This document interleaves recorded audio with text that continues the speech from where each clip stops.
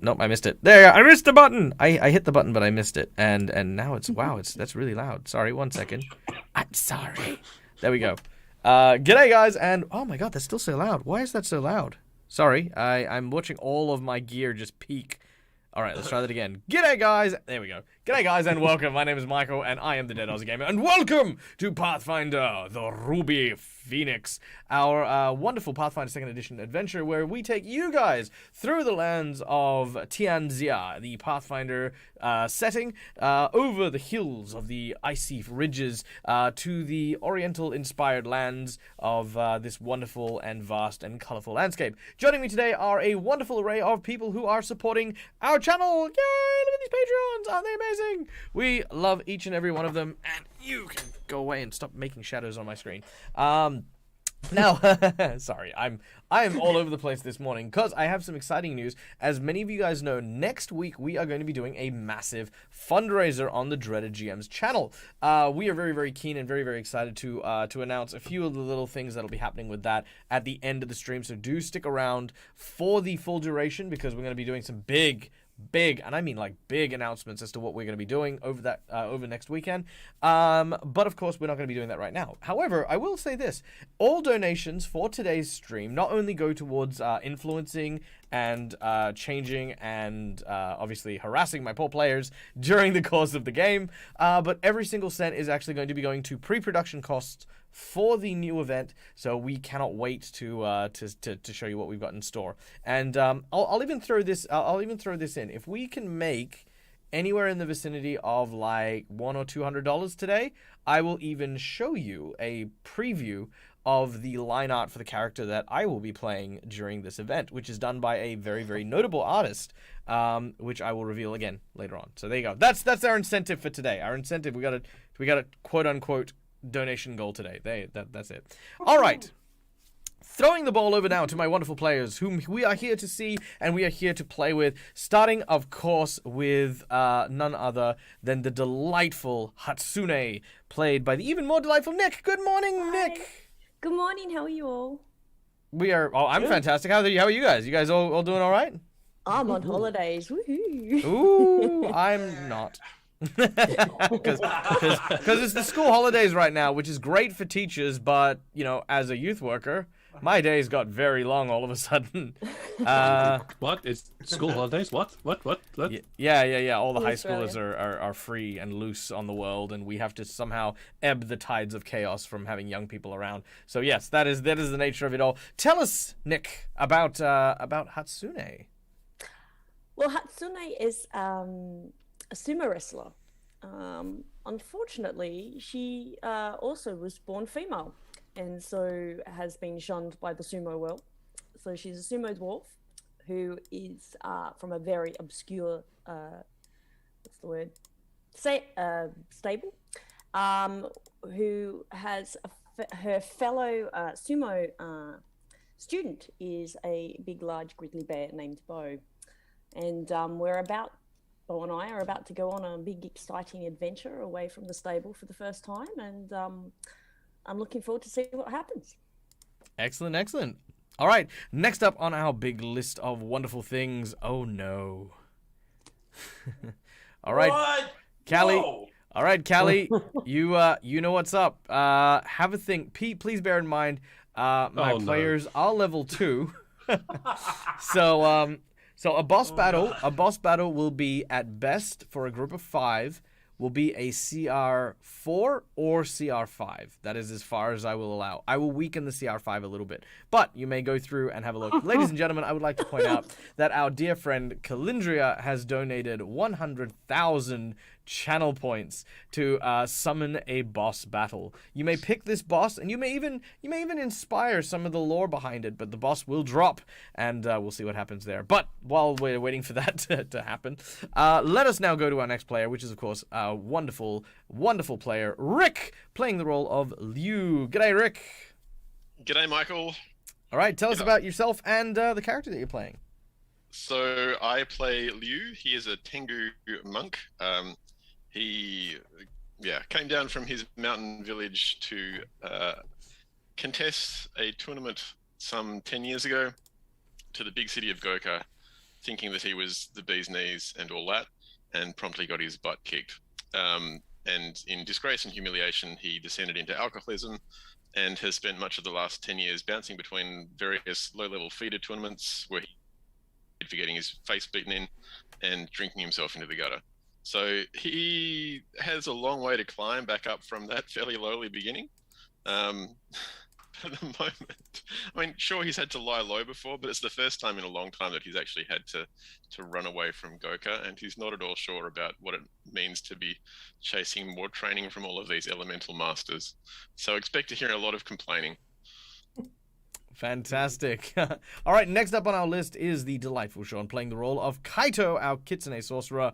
Good morning, Sean. Tell us about yourself and the character you're playing. Well, good morning. Yeah, I'm playing as Kaito. He was is a water sorcerer Kitsune who was abandoned at roughly around the age of 3 in Goka. He's been living in Goka for as long as he can remember. And he's been basically had to live off the streets, pickpocketing, doing whatever he can to survive. And his only father figure, he found out, well, actually, I don't know if he even knows, is the Earth Master that we met yesterday, who has sent us on our quest to find the other elemental masters. All right, spectacular. Next up, of course, playing the role of the Oni Taisho, we have the wonderful Captain Malek. Malek, tell us about yourself and, of course, the character you're going to be playing. Hello. I am Captain Malek. Thanks for having me. If I can just do a quick plug, I'm Captain Malek. I have my own Twitch channel, and on the 17th of October, that's 17th October at 3 p.m. Central European Standard Time.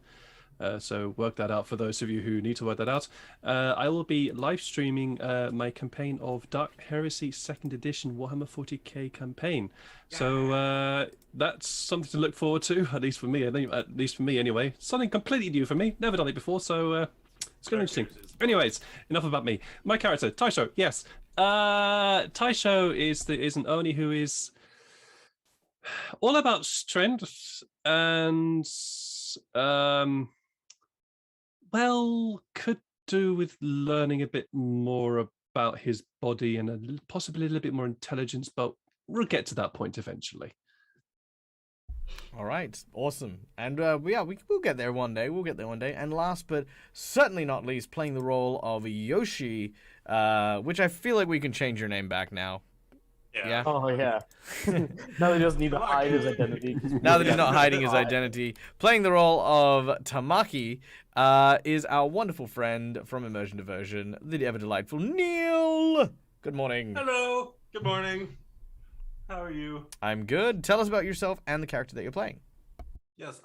Yes, I'm Neil over from Immersion Diversion. I play video games and do tabletops as well. I play Tamaki. He is a magistrate in training as an investigator, and he is the son of the magistrate, and so he's just kind of got pulled into this group, and as well as he's going to be traveling along with them to help him out. But I guess there's going to have to be some things figured out as well, though. So Absolutely. Can't just leave my hometown. Well, I mean, you can. I can, but I don't know. We'll find out. I don't know yet. Okay, well, I guess we will indeed find out. Now, our heroes, of course, are about to embark on their adventure, but for one last, final time, you guys in our audience are, of course, here and wonderful for joining us as spectators, but if you're a friend of the Dead Aussie Gamer channel, then you know that you are not here purely as spectators. You are here and invited behind the GM screen to join us for this epic tale.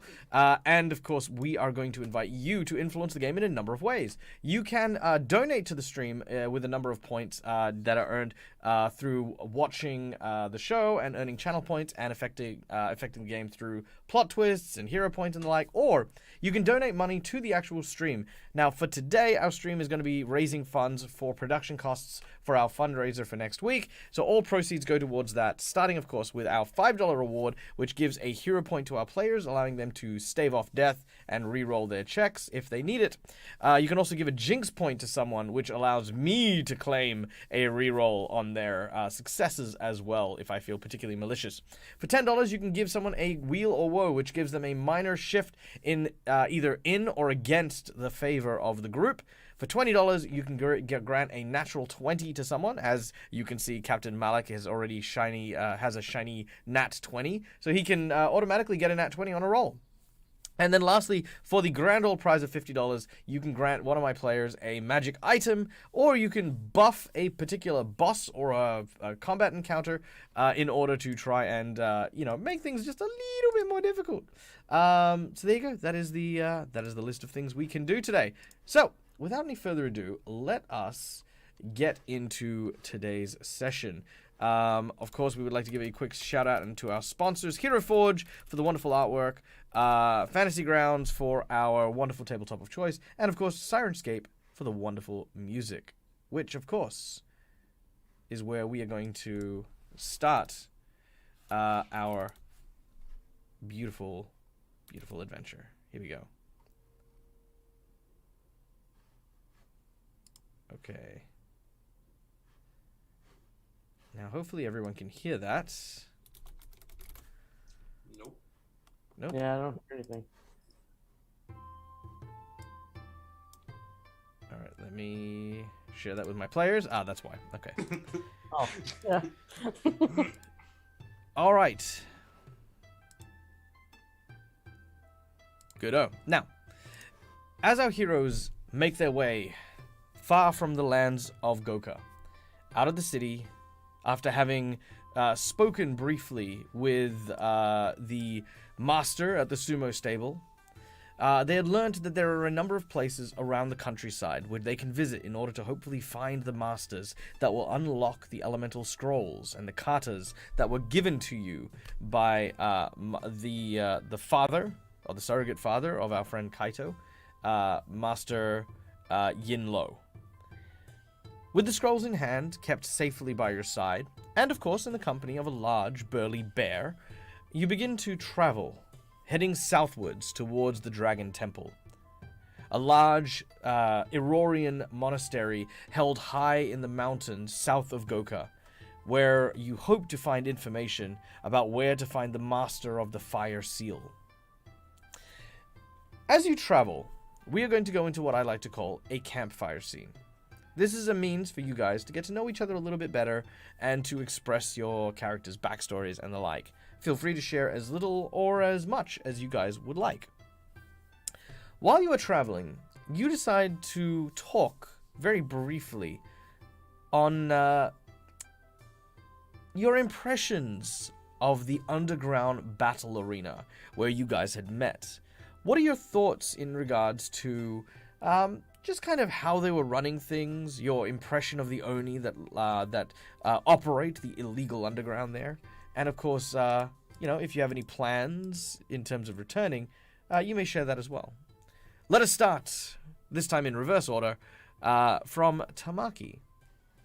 Tamaki's pacing back and forth while we're having our little break. He's just kind of got his hand on his chin. He's deep in thought, just like, oh, what do I do? We just kind of left. I didn't even get a chance to let my father know.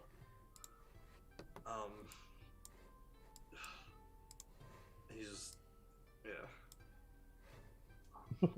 yeah. You hear the muttering of Tamaki as he continues to talk to himself. Anyone is free to engage if you would like. I kind of walk up to him, put my, well, I don't know if I can reach his shoulder because I'm a little short, but like, oh, actually, how tall even is Tamaki? I don't know. Tamaki is 5'9". Okay, you're not too much taller. So yeah, he kind of reaches an arm up to your shoulder, and he's like, "I didn't get to say goodbye to my father either. Well, father. Like I was unconscious the last time I saw him. We kind of just left, but the way I see it is, I'm gonna make him proud when we return. Like, if you're afraid of your father, prove him wrong. The only way. And if your father believes in you, prove him right. The only way I could really prove it to him is to show him how much stronger I got. And that's what we're here for. True. Do you care if I take a look at the fire scroll? Sure. Well, we're not doing that yet. We are doing campfire Whoever seals. has, yeah. We're doing This would be campfire the seals, campfire. Neil. Calm down. This would be the part of the Yeah, campfire. no, it's not. I We're need doing a minute campfire to seals. look at it. You've done this before. Right. You know how this works. All right, Taisho. Sorry. We move to your interaction. Taisho will at a moment when there is a sort of restful moment, Taisho will be he'll be running through some various katas that he knows to training his body, and this is sort of kind of how he tries to figure things out. The movement of the blades and the movement of the shields and occasionally using a tree stump or a tree as target practice with one of his javelins is how he tries to focus his mind. Occasionally there's this muttering of, but who can it be? But they did not. What? No. Is it him? No, couldn't have been. And occasionally a sword strike will get a little bit too vicious and a tree branch may get lopped off. All right. Once again, the group sees this exchange. Kaito, you are having a chat with Tamaki, but Liu or Hatsune, do you either of you respond or react to Taisho attacking the wildlife here? Or the wilderness?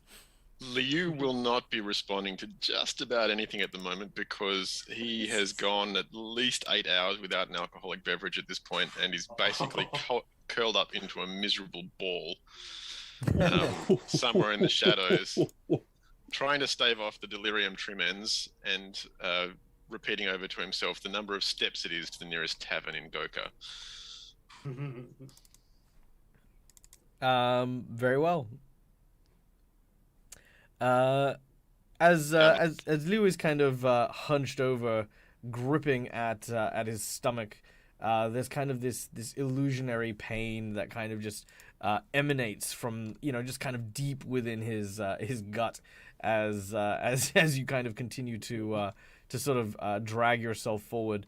As there's this kind of wearying walk about you, Hatsune, you're bringing up the rear, as it were. Bo walking beside you, kind of looking at you up and down. You can see he's kind of like smelling the air, any chance that they get.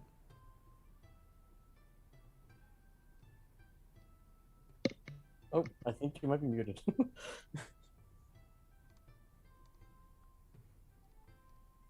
we go. Hello. Sorry. Yep, there you go. I've got kids in the background. Nice. So walking along, Bo is very excited and his behavior is a bit weird from what I'm used to because I've never actually seen him in the wilderness or outside the stable. So, I'm looking at Liu going, I don't know what I can do to help him. I try to offer him food and he goes a violent green color. Well, he would if he was human. I look at Taisho going, oh, that's interesting. And then walk up and said to Taisho, did you want to have a wrestling match with Bo sometime soon? From which direction do you approach, Taisho? I don't know where I was standing. I will probably try and do it from front on so he can see me coming. Okay, that's cool. Yeah. I'm not liking to walk up behind a man with swords swinging from behind. If you get stabbed first. That's very understandable. Stabbed first, question second. Taisho's what? Huh? Did Oh, you want- you're a bear. Yeah. He looks like he could do with a tussle. Your bear wants to wrestle. He Taisho always looks- wants to wrestle. Always wants to wrestle. This great big toothy grin spreads across Taisho's face, and he yells out, "Bear! You me fight! Yeah!" The large bear kind of turns its attention. It sort of snorts and runs its claws through the ground. It then sort of turns and sits, kind of down. As it does so, it kind of twists its heavy shoulders, and you hear this sort of audible crack sound as it's cracking its neck. All right. As you prepare to charge at the bear, what are the rest of you kind of doing? Well, hearing Taisho yell that the bear and he are going to fight, it's like I kind of might actually turn my head to watch that because that actually sounds very interesting to watch. All right. Tamaki would kind of turn as well, still thinking to himself, but he's paying attention to the little wrestling going on. All right, and what about Liu? You have had optimistic thoughts that maybe there was a flagon stashed somewhere at the bottom of his pack, and is currently rummaging through his backpack in the desperate hope that he had something that put away that he'd forgotten about. All right, let's roll a percentage and see how you went with that. All right, that is 11%. Sadly, it is dry. Oh, no! Oh. It's even worse if you had the flask. Even worse. There appears to be a hole in the bottom of your bag.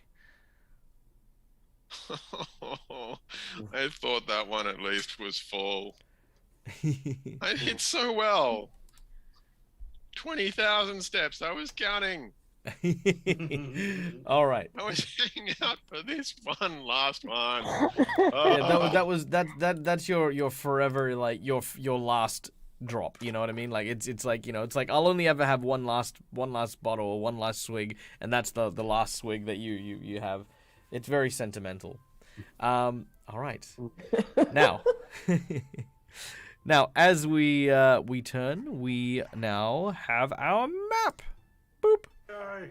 Look at that. Yay. What a pretty map. Okay, now this map comes courtesy of our friends over at 2 Minute Tabletop. Go check out their Patreon if you want to see other amazing artworks. I mean, look at this forest. That looks really cool. This is Wow. amazing. This is incredible.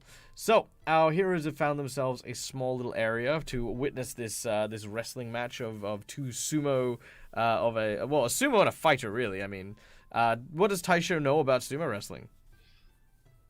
Absolutely nothing. Oh, there you go. All He right. knows absolutely So, nothing about it. All right, so there you have it. Now, ladies and gentlemen, we are going to go into... Let's see. Okay. Hopefully he knows that it doesn't involve swords. Maybe. Oh, All right.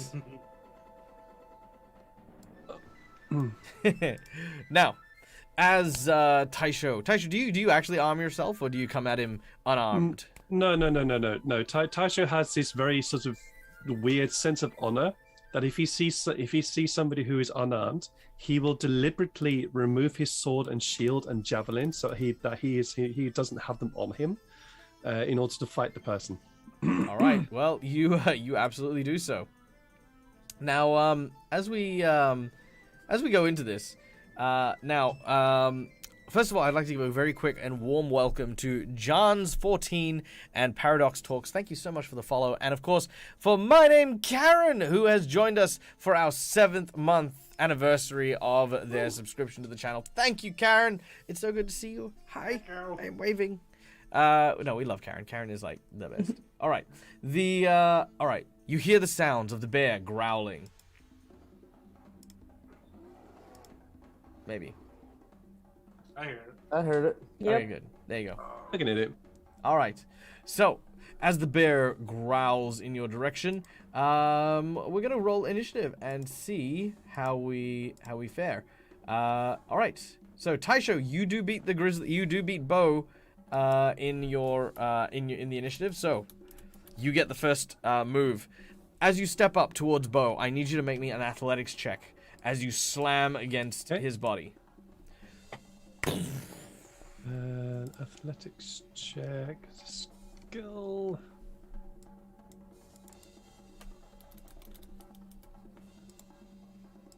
$21. All right, 21. Let's see how Bo does in response. All right. With an athletics check of... Here he goes. 29. All right. As you hit Bo, it is like hitting a brick wall, and Bo literally shoves you back. As he does so, I need you to make me a make me an acrobatics check if you would like. Okay. Oof. All right. Right. Yep. That's the thing. All right. You find your footing unstable. Your next athletics check against Bo is going to be at a penalty. Okay. All right.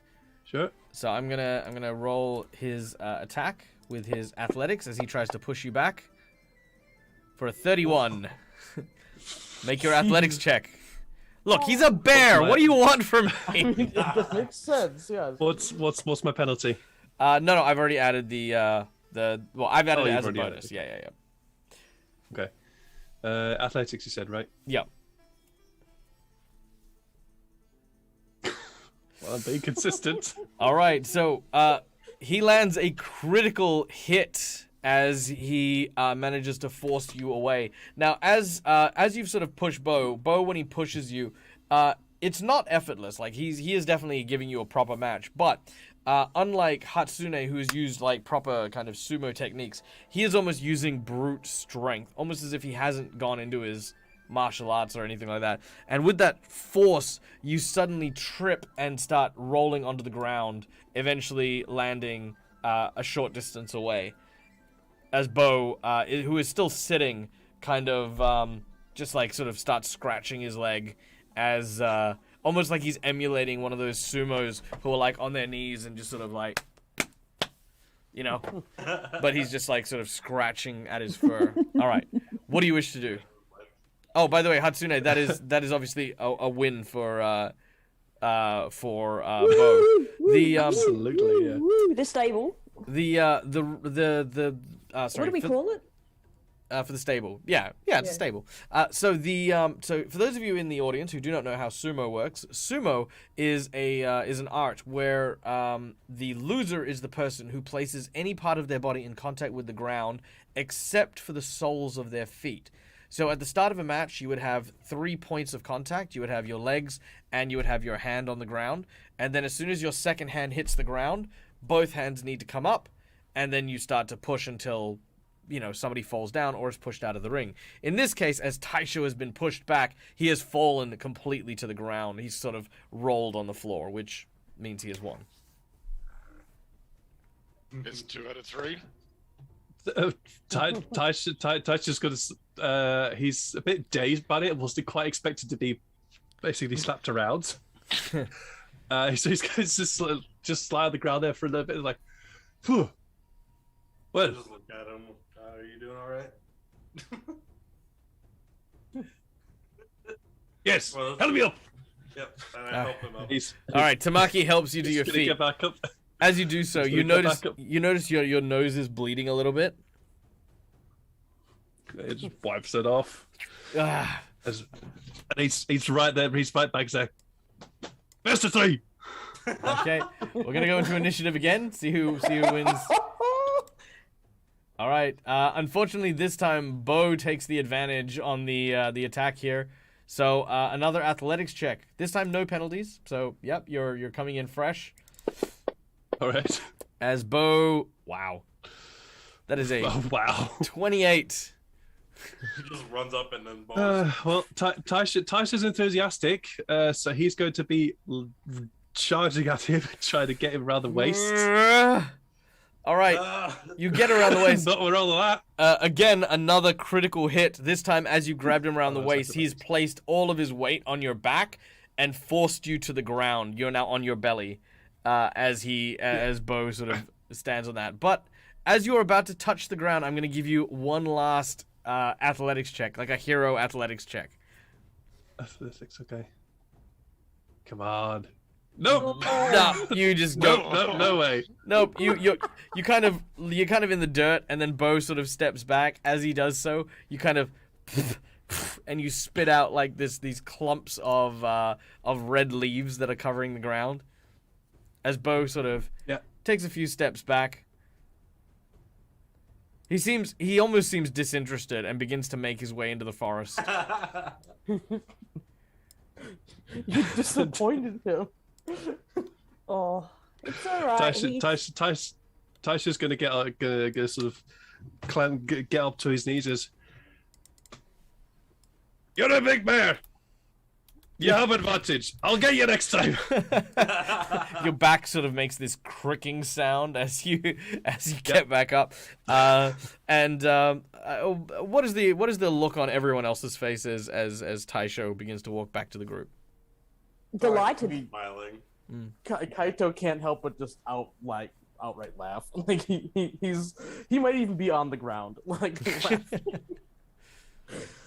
That was amazing. Very few people managed to last that long. Normally you just get flattened. You will be grimacing painfully to the extent that anyone can actually discern it.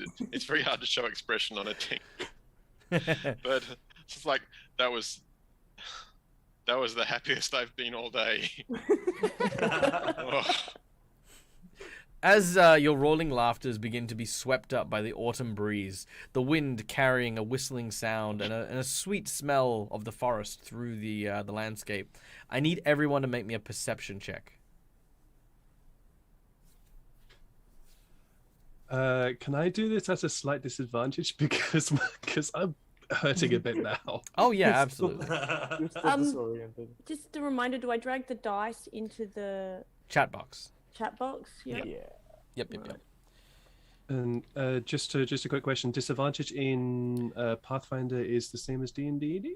I homebrew it that way. So yes, you can. Okay. You can get disadvantage. But for the folks at home, disadvantage in Pathfinder is more akin to like a static penalty. So you would get like a negative. Wow, where was that when you were wrestling? Yeah, but I'm doing it. I'm doing it at disadvantage. Deliberate disadvantage. Yeah, there you go. You can see how well Liu is concentrating at the moment. That's still good though. That's still great. Leo's it's clearly not bad. having some troubles. Yep. Okay. Excellent. Oh, I like how the dice, like, I feel like dice always know how to role play well too. It's like it knows that Leo's having trouble, so let's make him roll bad. Yeah, exactly. And he's fine. Let's give him some good. Yeah. So anyway, as you begin to hear, listen into the winds, Taisho, Hatsune, and Tamaki, you hear the sounds of footsteps running in your direction. A quadrupedal creature is making its way swiftly as it moves and ambushes from out of the woods. At first, you think it's a wolf, but then it appears as as what looks to be kind of this humanoid creature. It runs out with slavering jaws and roars. As it does so, it is going to try and attack one of the three at the back. Depending on who it gets, depends on whether or not it gets a surprise round or not. So, that is 2, so that is Hatsune. And Hatsune did see the creature coming, so there is no surprise round. We're going to go into initiative as you see this creature making its way forward. All right. How do I roll initiative? You don't need to. I will do it. Yeah, there we go. All right. Unfortunately, Bo is a little bit further away, so Bo is not here. That's But all right. Tamaki, we're going to start with you. All right, seeing this humanoid run out of the forest, I just kind of look and I say, I guess which direction is it coming from? Oh, there it is. It's right behind you. You just have to scroll No. the map. I guess I know. I just say like from behind, and I'm gonna kind of what is it? I'm gonna just kind of move back a bit towards Taisho more. All right. Why can't I move? Thank you, Arjanasi. Apparently I can't move. I'm just dragging a measurement meter. Oh, hang on. No, I can fix that. Where is that? That is... Boom. There you go. Try again. Okay. Yep. Just kind of move back. Let's say to the west, or wherever direction that's coming from. Oh, that's what you meant by direction.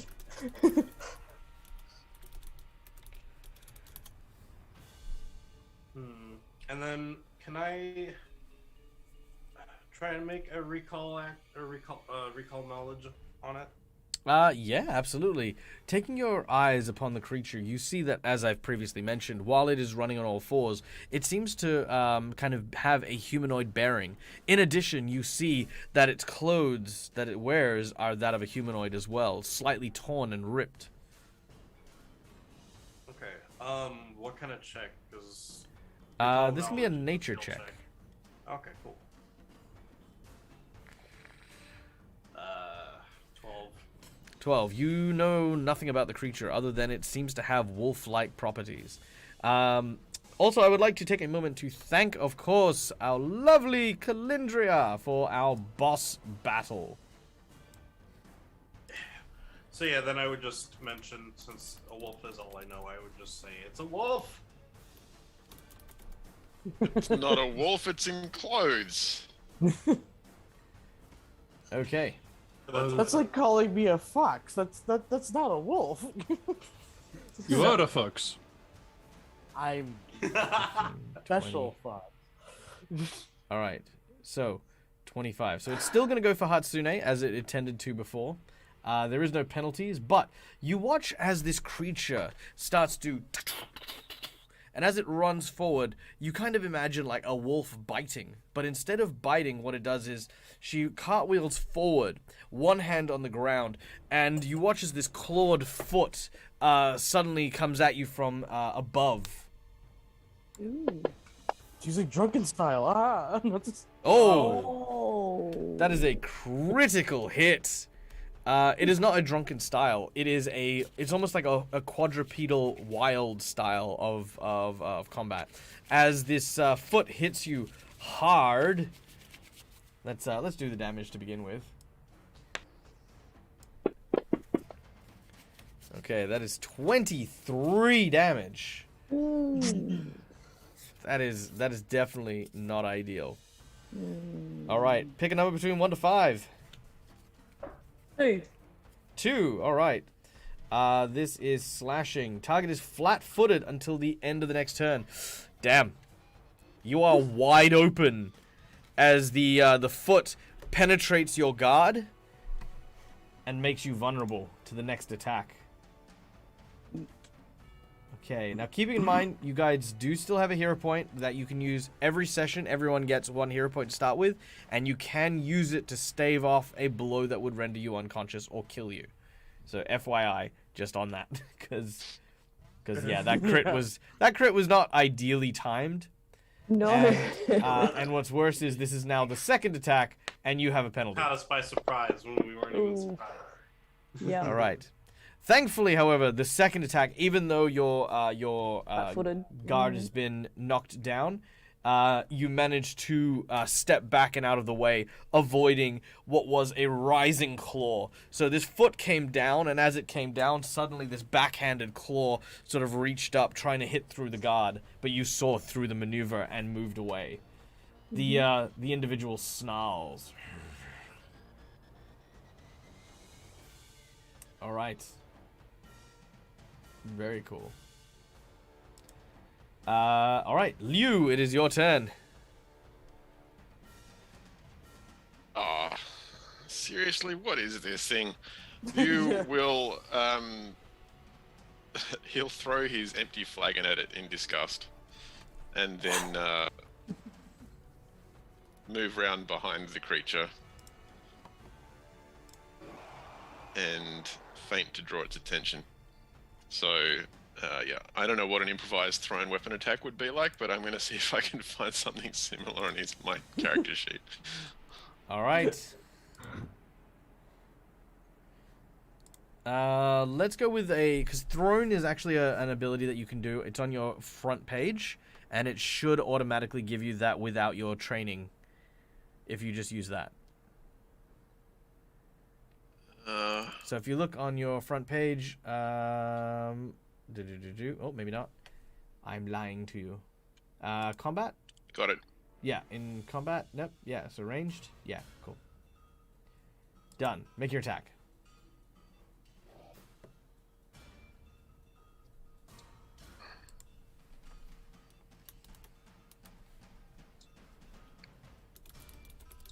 You'd better roll it. Fantasy Grounds has slowed right down. Oh, can you let me roll it or not? I can't even pick up the dice at the moment. Nope, that's okay. I got this. Okay, guys. Off. You can watch television. Hello. Oh, there we go. Sorry, it wasn't even letting me grab it. Okay, there we go. Alright. Hiya! Ooh, As long that as is a it's 10. TV, not streaming anything. As you Actually, grab no, you can't hold do that of either. the bottle, you begin to and hurl it in that direction. And as it does so, you watch as the wolf scratches at it and destroys the receptacle.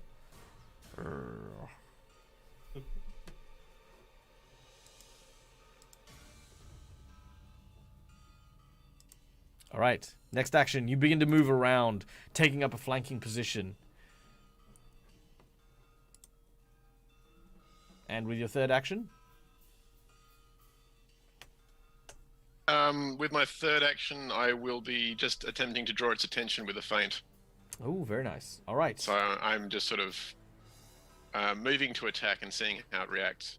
All right. So that is a deception check, I believe. Oh, very nice. 18. All right. What's the DC? It's like a will save with like 10 plus their will, right? Yeah, that's right. Yeah, okay, so his will is 7, so 17 is what you need to beat, and you did so. So yes, the wolf creature is now also flat-footed, thanks to your efforts. All right, Hatsune, it is your turn. Sorry, I was on mute again. Does that flat-footed affect how many actions I get and stuff, or is it just? No, it's just how easy it is to hit you. All right. I want to mountain stance. Yep. Why not? And then I'm going to attack him with mountain stance. All right. Because I don't need to move, do I? No, he's right there. Okay. So drag the dice across here. Yep. Onto him. Oh. Yep, on your attack. Yep, you drop it onto him. I picked up the thing instead of the dice. What are you doing? There we go. Like that. Yes, indeed. Yes! Wow, a critical hit. You decide to return the favor. yeah, you return the favor quite heavily. All right, pick a number between 1 to 5.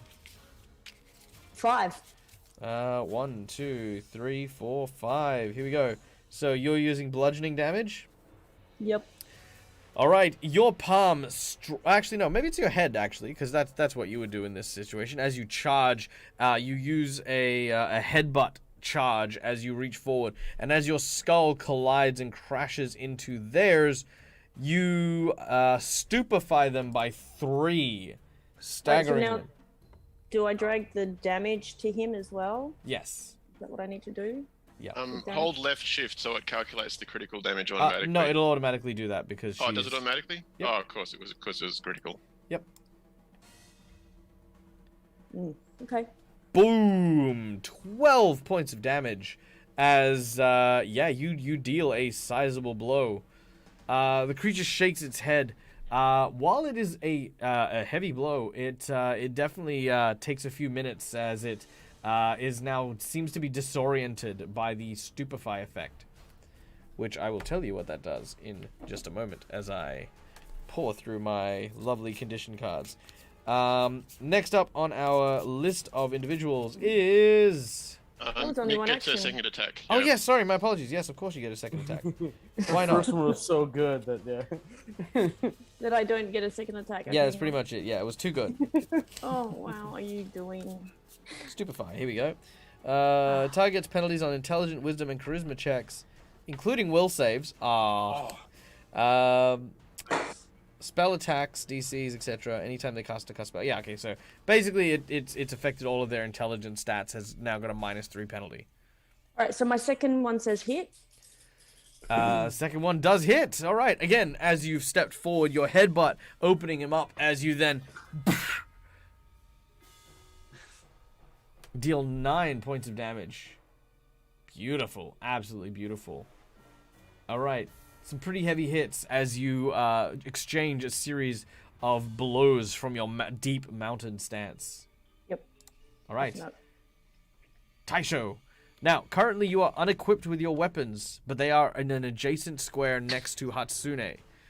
It will take you an action to pick them up, but once you pick them up, I will say that you can equip them as part of that action to do so. Sure. That's exactly what he's going to do. He's going to move up, pick up his weapons, and does Raise Shield count as an action? Yes, it does. It does. All right. He's not going to do that then. He's going to do that. He's going to move to the square beside Hatsune, pick up the items, and move round to flank the guy. I don't know if that's all my actions. Yeah, I mean, you won't really be able to flank from where you are, but you can move into formation. Yeah, easy. Yeah. All right. Yep. So you rush over, you grab your shield, you grab your sword, and then you move into position. And that is Taisho. Kaito. Yeah, he's going to leave the javelins on the floor for the time being. Nice. All right. Yeah, Kaito will use a ranged heal. I didn't realize that the heal can actually be several different types of things. So he's actually going to heal Hatsune from where he stands, which also gives it an extra D8 or an extra 8 health, which is awesome. Nice. All right, 14 points of healing. Thank you. Yeah. Yay! Thank you. I also kind of shout out, it's like, please try not to kill him. He probably doesn't know what he's doing. I would feel bad if we killed someone like this. I headbutted him. He's I also don't going think to use guidance on Hatsune as the wolf was the other target. So she has a +1 AC against him. Okay, how many actions is it to use guidance and the healing? I did a 2-action heal, and guidance is a 1-action Easy spell. done. Yep, easy done. All right. You feel Kaito's words digging into you as you will now gain a bonus. What's the bonus from guidance, by the way? It's just a +1 to AC against a specific target, which in this case it's the wolf. Cool. I will include that as a -1 to my attack as I move into it. Tamaki, it is now your turn. All right. Seeing as everybody's running up and Kaito has just healed Hatsune, I'm going to run up on the side past him and attempt to make a tripping action on the werewolf as I kind of pass by. I kind of throw the What do you mean a werewolf? my Don't you mean a scarf. dog Yeah, let's say- person? Oh, Neil? you're talking about well, I'll find a wolf. Yes. Yeah, A wolf Neil. wearing human I'm clothes. sorry. This is okay. Anyway, but yeah. So as I run to the side with my 10-foot reach on my scarf, it has the trip capability. Mhm. So I'm going to attempt to make a trip check on the wolf. All right. You move and then you make your attack. Okay. Complete the scarf.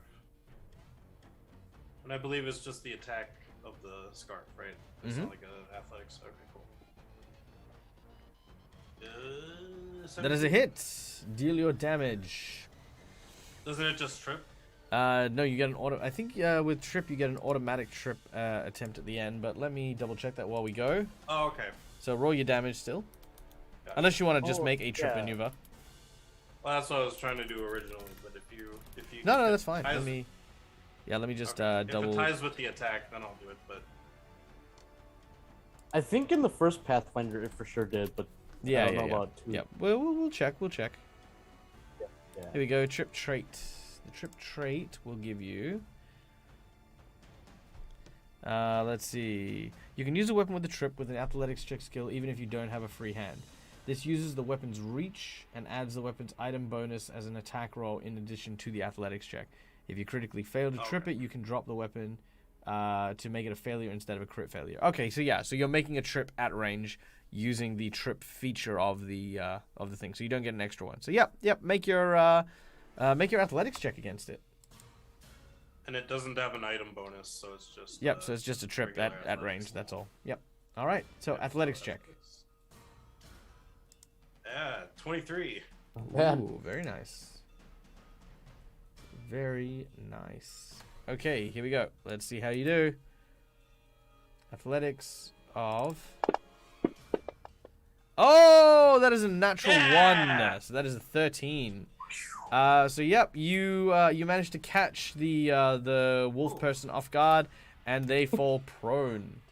It Does lands on his tripping head do anything first. with a Jeez. critical failure? Pardon?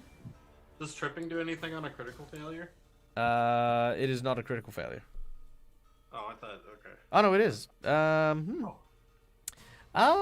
does it do on a critical failure? I mean, not really. It's not an attack, so there's no thing, and you can't be more on the floor. Yeah, I just He hits his head on the way down or something. I saved some skills that had like critical failure. He hits a so rock. I just thought I'd ask to see if there was one. Yeah, no. I think there's nothing. Okay, so you've moved, you've used your action, you've got one more action. What do you want to do?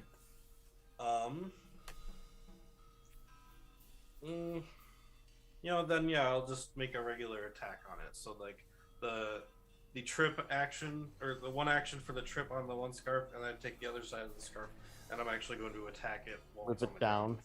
Sure. All right, make your attack. So this would be just the first attack on the scarf, right? Not the second. Yes. I made the okay. So yeah, no, this would be the second, because your trip attack does count as an attack. Okay. All right. Also, Rykon has come in with a plot twist for today. Ooh. Nice. That's a good hit. He sounded like a Homer. I was like, wham, or a trip it. Then... All right. Rykon, we have Wrath and Backstabbed. Ah. Those Oh, are your jeez. those are your two choices, Wrath or Backstab. Let us know what you would like. I did 1 damage. 1 point of damage. All right. Backstabbed. All right, very well. Tickle him with the end of your scarf. Okay. But Tickling his feet. So, the werewolf is going to stand as an action. Does anyone have attack of opportunity? Nope. Ooh. Excellent. It is then going to use its next movement to move over to Neil. You just made it mad. Oh yeah, you made it super mad. And you watch as it then focuses itself, and you watch as its claws start to attack you in a wide arc of ferocious swipes. All right. Ooh. And deals 13 points of damage. Oh. All right. So 2 move actions, 1 to stand and 1 to move over there, and then an action to attack. The wolf is done. Liu, it is your turn.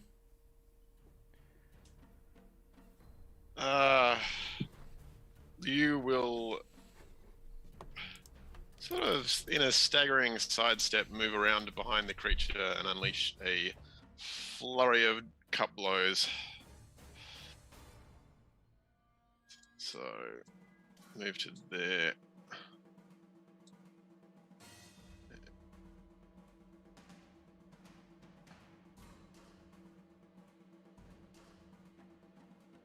All right, as you step forward, you begin your flurry. As you start to begin your rotation of twists and kicks and punches, your first whooshes past. Your second. Oh. Also, unfortunately, Still reeling misses. for your lack of drink. Yeah, Yeah, your hands are still shaking from not having any alcohol. Alright, Hatsune.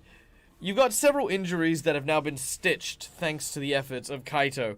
You look in front of you and can see both Taisho and Liu kind of barring your passage to the wolf person in front of you. Each square is at 5 foot.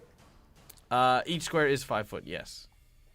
So, would I make it round the side to either side of the wolf and win my 20-foot move? Yes, but if you went this way. Yep, that's what I thought. Also, Michael, I just noticed Forbidding Ward is the one that does the AC. Guidance gives her a +1 to attack, so it's kind of the other way around. All right, very well. She has a +1 to hit instead of a +1 AC. All right, you got a +1 to attack, Hatsune. Okay, how do I do that?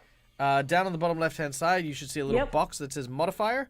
Click on it and press 1 before you make your roll. And then I drag my mountain stance Yeah. to him. Oh, that was awful. Now, can I have a second attack? Because I only moved once, didn't I? Well, you've got flurry of blows, so you could take a second attack anyway. Yep. Is that at +3? That's the +3 one? Oops. Yep. Yep. Okay, hang on. I've just done something stupid to the map. Alright. Let me just grab it. Oh, who did I just roll that against? I think I just rolled that against someone else. Oh, critical hit. Cool. Nice. Yay. So, Awesome. Okay, very nice. All right. Oh. Wow, 20 points of damage. You hit super hard as your flurry of blows manages to just thwop the side of this the wolf's head. Seeing that she's surrounded, she kind of takes a bit more of a defensive stance. Not that it helps too much, but she will definitely start to look at trying to protect herself a little bit. yep. All right. Number between 1 to 5, if you'd be so kind. 1. All right, that is bludgeoning damage. I'm gonna re-roll that one because it's an armor dent, and she's not wearing armor. Broken ribs. Target is slowed for 1 until she is healed. I mean, she gets 1 less action every round because as you've struck her, one of her ribs has broken. Oh, I heard that crunch. That was not Yeah. And Hatsune probably definitely felt it in her fist. Dude. Just, boom. Oh, jeez. Doesn't mean I like it just because, she attacked us. Doesn't mean, oh, no. All right, yep. I think that's me done. All right. Next up, we have Taisho. Taisho's going to say, Hatsune, do you need me here? You seem to do well enough by yourself. Always, What the hell? always. What the hell? He's going to try and... What is he really going to do? Sorry, I'm still racking my brain as to what Taisho feels about this thing, because he's curious as to what this creature actually is. So he kind of wants to knock it out. Agree. Because he hasn't got a clue what this is. He just sees this humanoid wolf creature that's just going mental and attacking the people that, well, he respects. If not calls friends, at least respects. So, can he use the hilt of his scimitar to try and batter the back of the head of this wolf humanoid. Yeah. So you want to try and do non-lethal damage to it? Yeah, basically. Yeah, not a problem. He kind of wants to knock it out because he wants to figure. He's curious as to what this creature is. He's never seen this thing before, so he's curious as to what it is.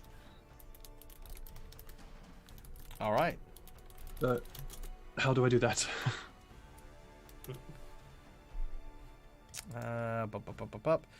Let's see how unarmed strike. Oh, sorry. How is non-lethal strike supposed to work in Pathfinder 2nd Edition? All right. Let's see. Non-lethal attacks rules. You can make non-lethal attacks in an effort to avoid killing someone. Weapons with the non-lethal trait do this automatically. You take a -2 penalty to your attack roll, and then yeah, it'll do non-lethal damage, meaning it'll knock it out before it kills it. Okay. Unless you do like a devastatingly lethal attack. Yeah.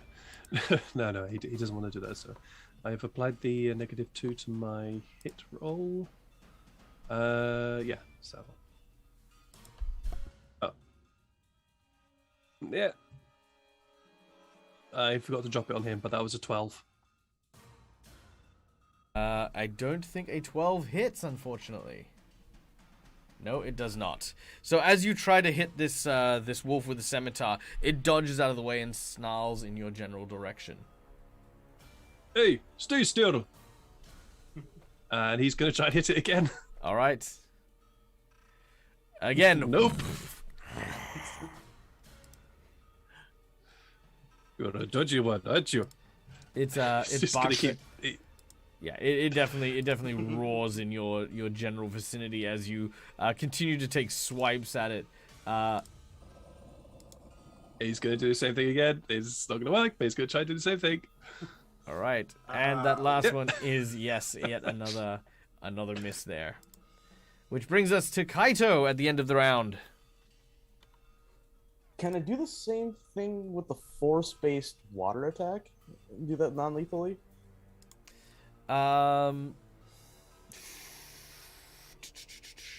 So you're using your spell, right? Yeah, it'd be force damage. So what spell are you using? No, bludgeoning. It'd be bludgeoning damage. Produce water. It's not really produce flame. You mean hydraulic push? No, it would be produce flame, but it's like bludgeoning damage with the water spell instead of a fire spell. The cantrip. Oh, because we gave you the water cantrip, didn't we? Yeah, like for being a water elementalist, like it's like you produce flame, but it's water instead of fire. Wolfie needs a wash. Yes. Sorry, we need to change those. But yeah, I don't see why not. Sure, you can take a -2 penalty and make your attack. I was just gonna smell like wet dog. Let me. Kaito probably smells like wet dog quite a bit, to be honest. I wouldn't be surprised. You smell like wet fox. Okay. I know. Oh, oops, that was the damage, not the hit. I'm sorry. It's all right. I think this is the proper roll. Yeah, there we go. All right, yeah, that's fine, and the damage is already there, so that is also fine. Yeah. Okay. Cool. Done. I have made your spell produce water. Oh, yeah, you renamed it. Nice. Yep. And now it'll actually do bludgeoning damage, as you can see there, and all that other stuff. So yes, as you've launched this gout of water, it does non-lethal damage as it sprays down the wolf person, who is now very wet and very concerned. All right, at this time, I'm going to play our plot twist card. Backstabbed. Ooh. All right. As running out of the forest is Bo, the bear. I just see this bear run behind me like, oh no! Oh no! All right. Now, as Bo rushes towards you, he roars angrily and swipes at Tamaki. What? No! Tamaki, you can make an athletics check. Oh!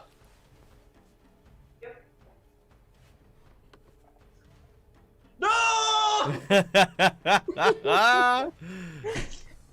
Oh, we saw how well this went with Taisho. This is gonna go. All right. Tamaki is now in a tree. All right. Taisho seems to stand over the wolf. There's a reroll. Who's the reroll for? Is the reroll for Tamaki? Raikon, let us know. I don't think it's gonna do much. Did he buy the crit with trip money? All right, Tamaki, you get another one. Give it a go. All right. Roll lower. Oh, you can't. All right. You can't roll lower than a 1. That's all right. Okay, so I thought as it you was a 7 at first. So now you're not in a tree, which is actually good for you. So you've been knocked back and away from Koga. You watch as Bo kind of stands over the creature and sort of roars in your general vicinity.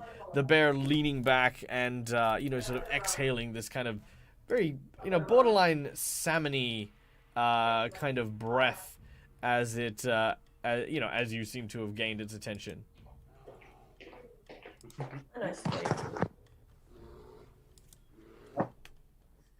All right. Sorry. That is okay. Bo has attacked Tamaki. Whee! He's back. I love my bow. You weren't listening. He just about threw Thanks him for into a your tree. concern. No, I wasn't because I was answering your phone. All right, Tamaki, you've been smashed by Bo and knocked away. What do you do? So I'm on the ground. Obviously, I'm gonna stand up. Kind of feeling a little knocked around a bit. I'm going to, with one of my actions after standing up. So the second action will be an interact to drink one of my Elixirs of Life, so I get some healing. All right, you pull out one of your elixirs. You're like, ugh, ow, 1d6 plus 1. So I get 7 HP. All right, you heal 7 HP. Damn it, he's still got drinks on him. I'm so stealing from Tamaki later. He may regret that. All right, so that's one action to draw and drink your potion. And then I'm still 10 feet away, so I guess I'll use my third action to try and trip again on the wolf. Okay, very well. You may do so. Unless Bo has an attack of opportunity.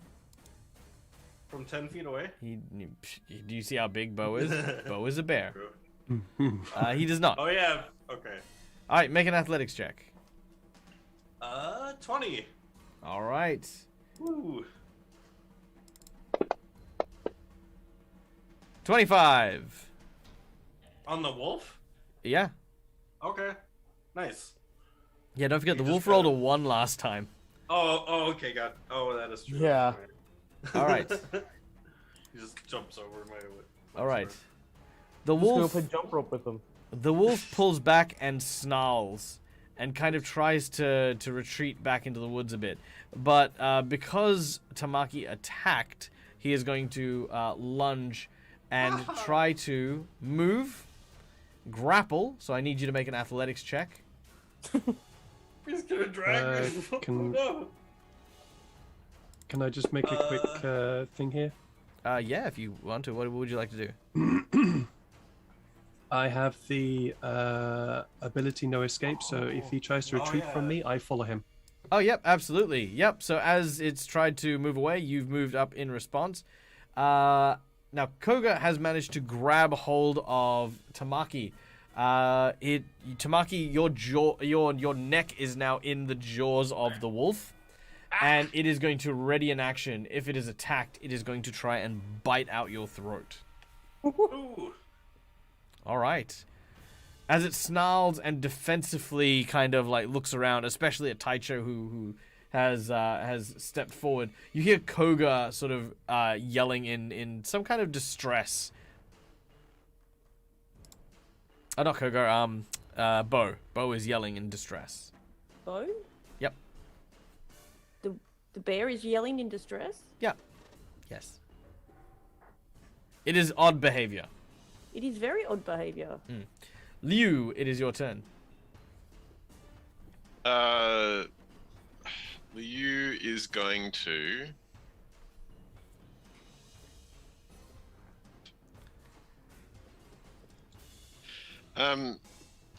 Take to the trees. Take to the trees. I'm going to use my dancing leaf feat to basically run up and try and get up to one of the branches of the trees. Yeah, that's pretty cool. All right, so you quickly make your way across the field and then begin to scale one of the trees nearby.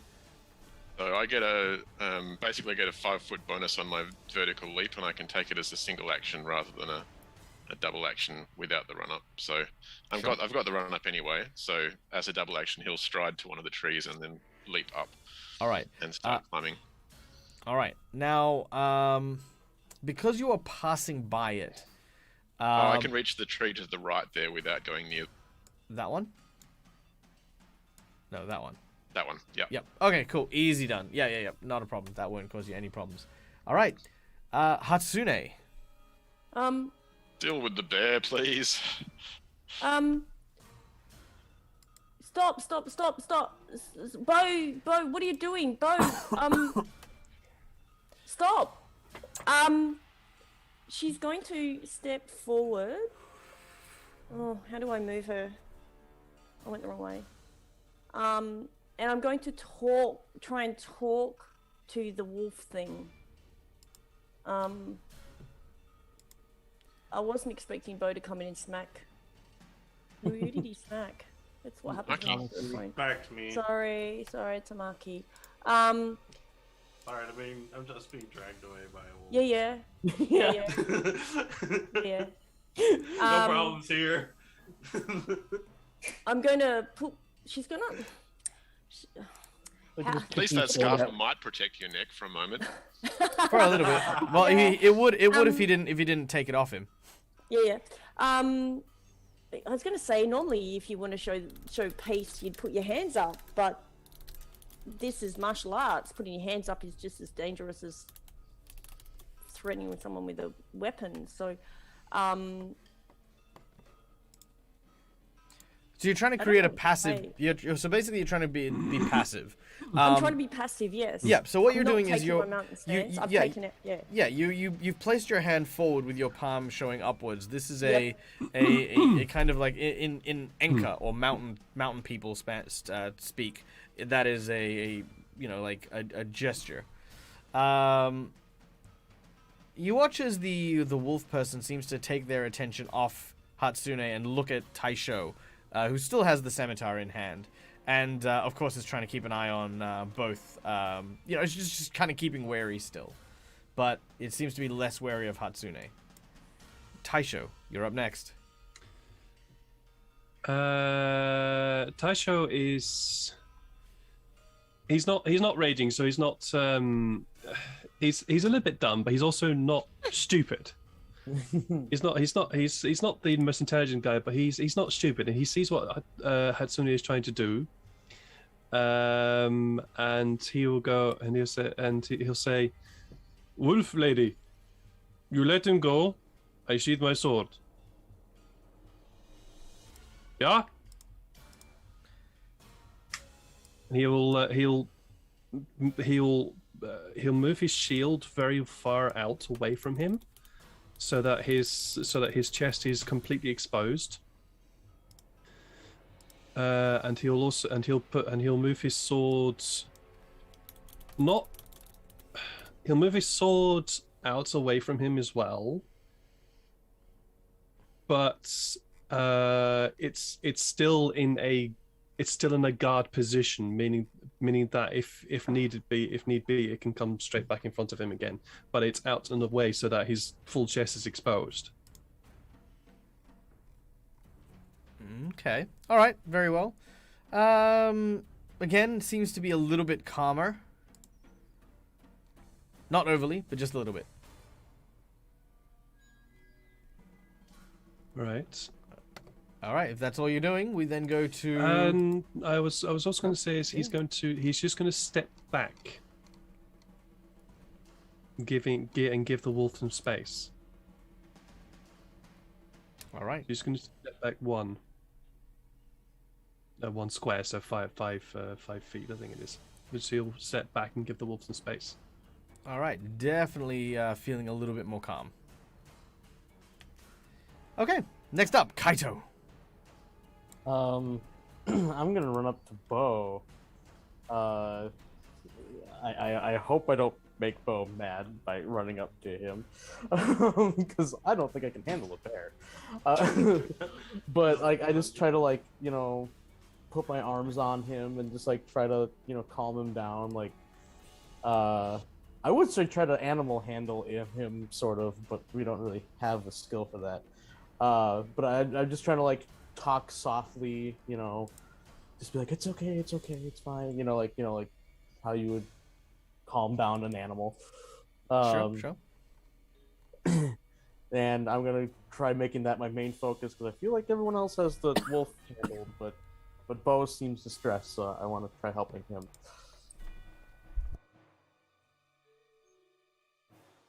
So that'll probably take up all of my actions, just focusing on him. All right.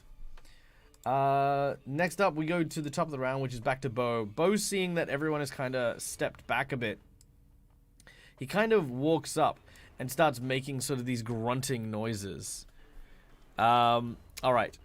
So to let our friend Play Nerd allies know what's happening currently, Kalindria donated a wandering boss, which became a werewolf. The werewolf is currently holding Tamaki hostage by grabbing onto their throat. We also had a plot twist card called Backstabbed, where Bo is now favoring the werewolf for some reason. Everyone has quietly calmed down, and no one's really attacking. So we're gonna go into Tamaki. Tamaki, what do you do? Really, I can see everything that's going on, even though I've got this jaw around me, right? I mean, you could see reasonably. Yeah. So realizing the situation I'm in, I'm just going to stay as perfectly still as I can. And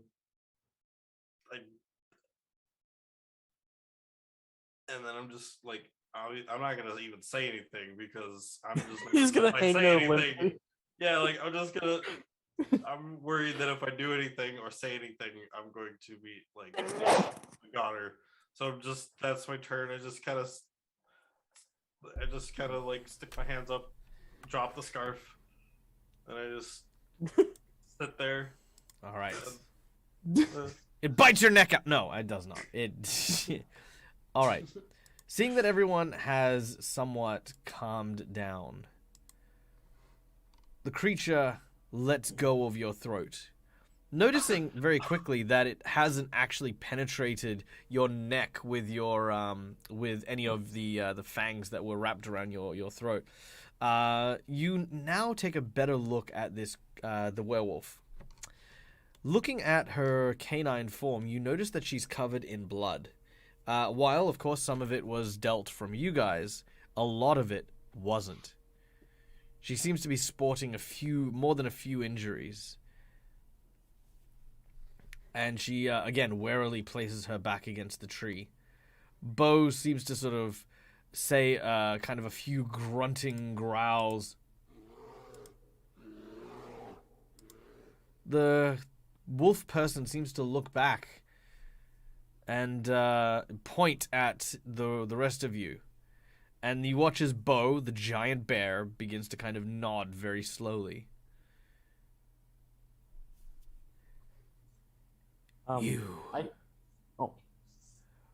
Why you come here? This forest, land of Koga tribe. You and yours come to poach Kogas.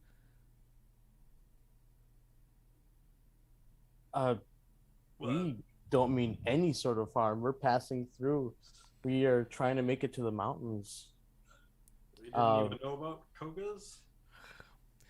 Anyone who wishes to may make a... Is history a thing? Maybe? Nope. I think it's not. Society. Society. Oh. Yes. You may make a society check if you wish to. Ah. No. I'm good at people, but I'm not good at societies. Also no. Me neither. No. Oh, apparently well enough. There we go. Okay, Kaito. So, Kaito, there are rumors that have circulated over many years of there being a group of creatures, lichen creatures, that live and reside in the forests to the south of Goka. These are a tribe of what you believe to be werewolves. It's a small family, and they are known as the Koga tribe. They are known for hunting creatures and game and providing them to travelers and traders. They aren't overly hostile. They have had peaceful relations with many merchants gone past, but naturally they stay away from town because of their cursed nature. One thing they do not abide by among the Koga clan is the spreading of what they consider to be the cursed mark of the wolf. Well, I walk over to her, and I'm gonna use up another one of my heals, which don't want to use all my level 1 spells, which I still have one left, luckily. But I'll cast it on her as more or less an. Oh, that would have been bad. That was produce water. Yeah, no, actually, I'll just attack her instead. Now let me heal you. Yeah, let me heal you by just blasting you with water. Wow, nice. Nice. Yeah. Yeah. But as I heal her, I'm like, yeah, we definitely don't have any intent on harming you or your tribe. But what happened to you? Were you attacked by somebody else? Like, if so, like, that's horrible. Like, you know, I don't know about the rest of my group, but you know, if you need help, we can offer it. She turns to you and says, Koga tribe attacked Tengus and men from the city. They come. They fight with blades. I escape, but not before they burn village.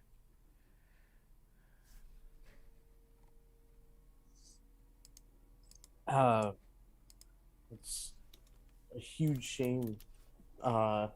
People shouldn't treat others like that just because of, you know, some differences like what you have. Are you the last of your tribe, or did others escape as well?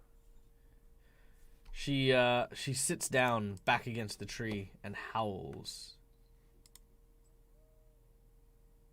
I think that means yes.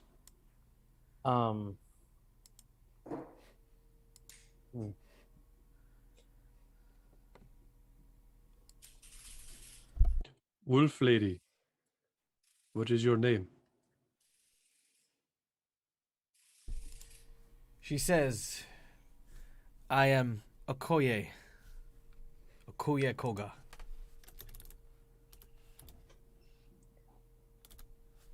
Okoye, is there anything we can do to help you? She leans back again, still dejected, the adrenaline now wearing off from her person. She looks over at you and says, please, my village, tribe, maybe someone's still there. Maybe still needs help. Show us the way. Yeah, we'll gladly go if you point the way. Leo will slide down from the tree and just go, guys, not that I'm not sympathetic, but why is this our problem? Yes, why is this our problem? Also, Koye, you are very powerful. We barely managed to hurt you. How many people attacked your village? Village small, only 6. Many came, attacked while we slept.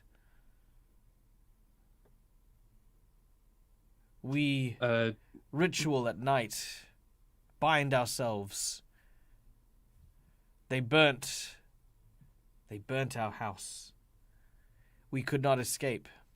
We broke free and were attacked. Taisho is going to look at his companions. Do we help? Sounds like a lot of people. Kaito, through clenched fists and clenched teeth, just kind of looks at you and he's like, they deserve nothing but pain and suffering for what they did. Like, he's, like, beside himself. Like, he's already ready to, like... It's a strong triumphing over the weak. Yes, there's lots of how do you say, people gathering together to overtake a few, but it's simply the strong overtaking the weak.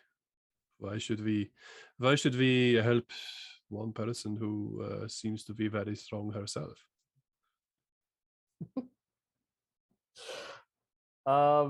As a magistrate in training, I can't say much, but what I have learned is it is a magistrate's duty to help those in need, as for they possibly might be able to return the favor later. I believe we should help them because then they could possibly help us. Alas, the future. I cannot leave someone who's been attacked unwillingly. It's not honorable. I also know what it's like to be born differently to what people perceive you should be. As a dwarf, I'm fine, but as a sumo, it is a curse to be a woman. Okay. I look at Sune and I say, as long as someone is strong, it doesn't necessarily matter. I mean, there is honor to it, but in our situation, you're very welcomed. Leo, what is your thoughts? My thoughts? We don't know how many there are. We don't know where they've gone. We don't even know why they attacked. There are many problems with this plan. Yes, my thoughts exactly. But our compatriots seem to want to help. I suppose we should help. And we do have Bo. Does Bo want to go? Bo seems to look interested in going. He turns to the direction, like sort of smelling the wolf as he kind of places his nose just kind of next to Okoye. Bearing in mind that the party, while I don't defend what they did, was of people and Tengu from the city. There are not that many of us. I have no particular desire to fight fellow Tengu. I'll come if you insist on going, but I don't see the point of this. You are loyal to your people, like how do you say, sympathize with that. But sometimes one's own people can betray you. I know from experience. Yeah, I was going to suggest that. I'm glad you see it too. We could always go talk to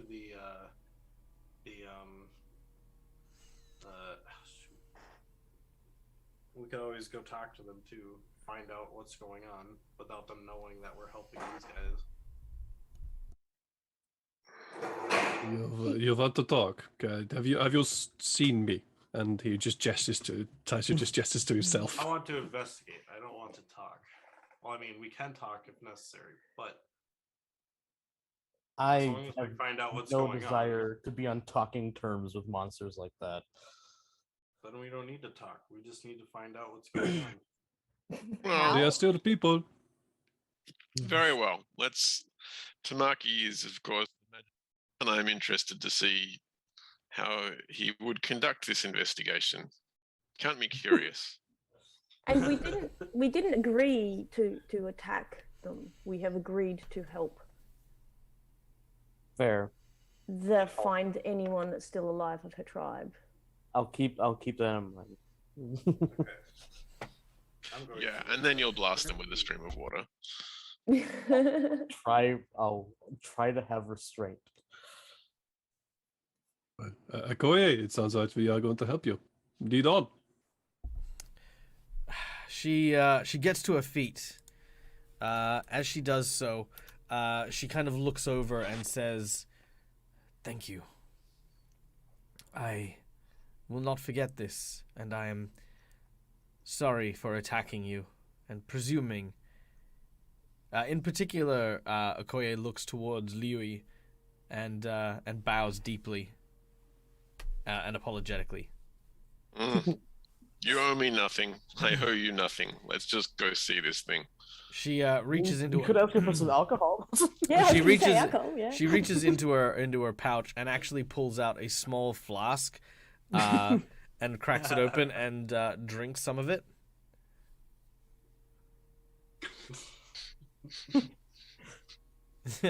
It's water.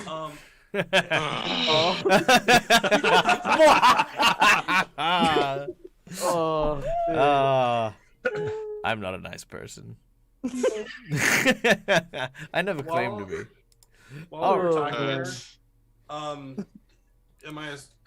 has it taken more than a minute to talk to her? I'll say so. Yeah, it's taken about a minute or so. I'd like to make this pursue one of my leads. All right, very well. Yeah, you can make this. You can absolutely make this one of your leads. Yes. All right. Now, I'd also very quickly like to thank our wonderful Calindria for donating $50 to the stream today. As I've mentioned, all proceeds are going to go to the fundraiser that we're going to be running on the 10th of October, which is to raise funds for a stream team between the dreaded GM, myself, and Robert Hartley GM. We are calling the project Level Up, and we are going to be doing some pretty cool, amazing, and wonderful things. But we've also got a secret project we're funding as well. I can't say anything about it because I'm terrible at keeping secrets, and and that's it. But yes, it is definitely going to be an event to be sure. But we'll talk about more of that at the end of the stream. All right, now. Our heroes begin to make their way northwards, following the paths that are carved within the forest itself. Of course you're not nice, you're a GM. Haha. Yes, very true. All right, let's see how this goes. I mean, I don't know if this is going to be appropriate music, but I'm going to find out in just a second. Now, as you make your way forward, leading the way, you watch as Okoye starts to... No. That's what even. Dun, dun. That almost sounds like it was going to go into a like a Kirby gourmet race or something. Yeah. There we go, much better. All right. Now, making your way into the forest, passing by several of the tall and ivory-colored trees, the reds and yellows of the leaves themselves seem to litter the ground here, creating an almost fiery look to the forests. As you make your way back, she turns her ears to the air, twitching every now and then saying, "This way." As you begin to make your way around the varying winding trees, eventually you could see up ahead what looks to be the signs of smoldering embers, smoke that seems to come from a burnt village. It's a small village of maybe 5 or 6 buildings. Very little remains of them except for these charcoal outlines. You watch as her heart seems to kind of be hung in her chest as she looks down and kind of holds herself. Well, this is village. Nothing remains. She kind of falls to her knees. She reaches for her chest almost to grab something instinctively. She then panics and looks around. No. As she looks frantically, she tries to feel around for in the ground. She smells the air. It's gone. What is it? What are you missing? She tells you there was a charm belonging to my people. It was a symbol of trust between us and the people of Goka. The Moonrise Charm. It's very important. Did it have anything? How important? Like, Without it, we are no longer protected. She sighs and says, though it seems as though that protection wasn't for much. Do you remember Did you when have- you saw it? Sorry, what was that, Rick? Do you remember where you saw it last? When I've been on a bender and lose something, that's usually the process I have to work through, you know? She, If we're at the clearing and was lost during the fight, then we've just lost however long that was in the woods. She gestures in your direction. Past where you happen to be standing, there is a small little workshop, as it were. You believe that this is where they would tan leathers, maybe process and cook meat and the like. She says, there.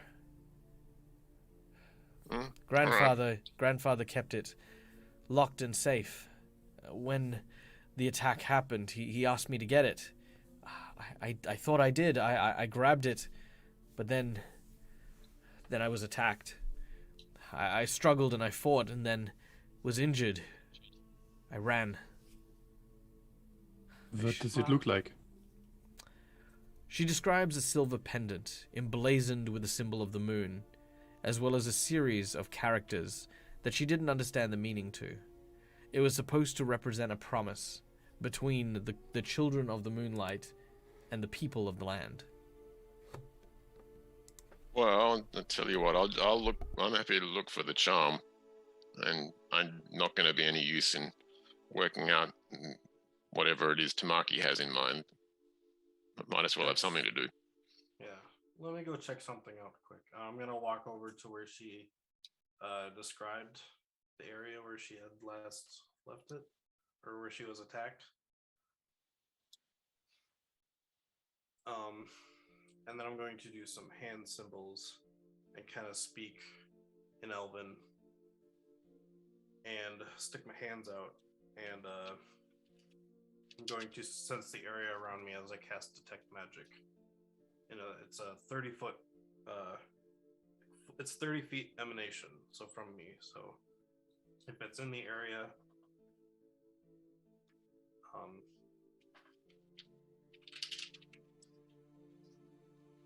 I think you're muted. Oh, me? Okay. Oh, sorry, that was me. You search around you, casting your gaze over the variety of different regions. You do not seem to see anything magical in nature. Okay. But keeping in mind, it is only 60 foot. Yeah. Together, you begin to make your way deeper into the burnt out husk that is the village. You can see that there were multiple points of ignition where the fire had originally taken place. I would like everyone to make me a perception check as you make your way through the camp. Does it have to do with my investigation at all? Like, since it was... Yes, it does. Yeah. Ooh, nice.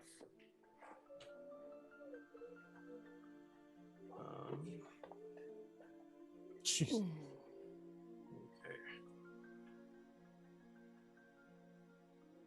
Oh, I am trained in perception. That's why I'm not absolutely terrible at it. For some reason, I thought I wasn't. I just have no wisdom. Okay.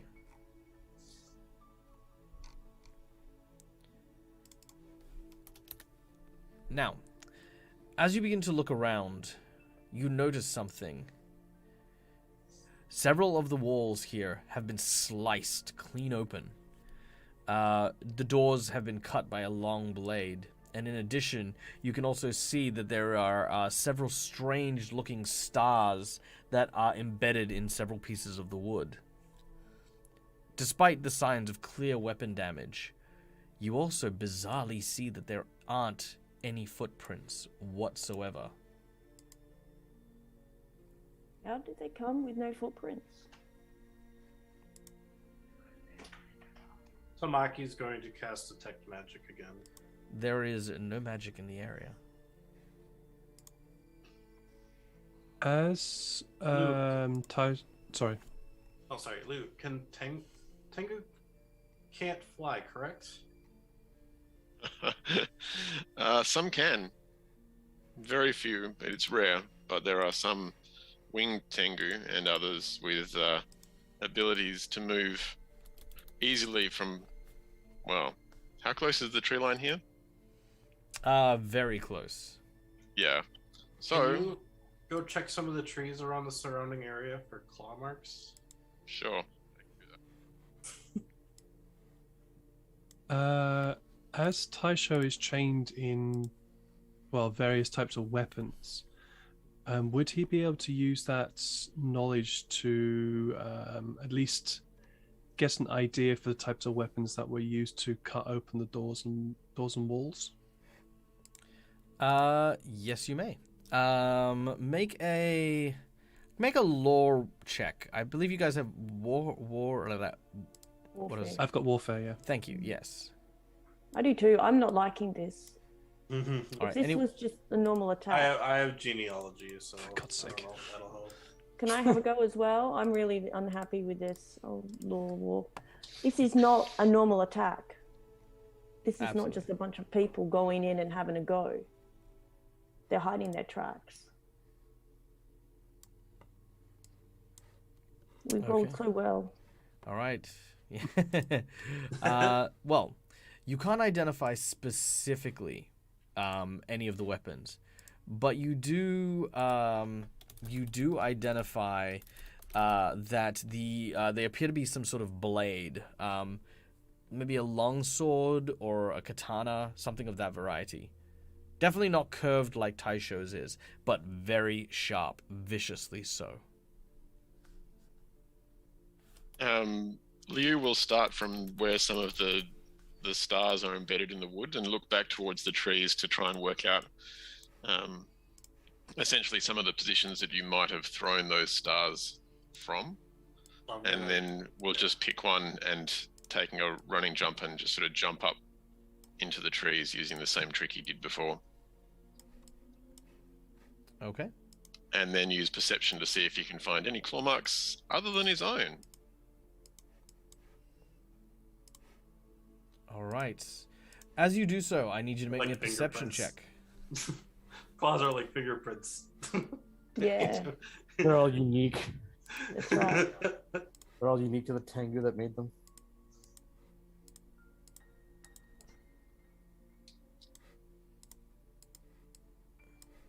Okay.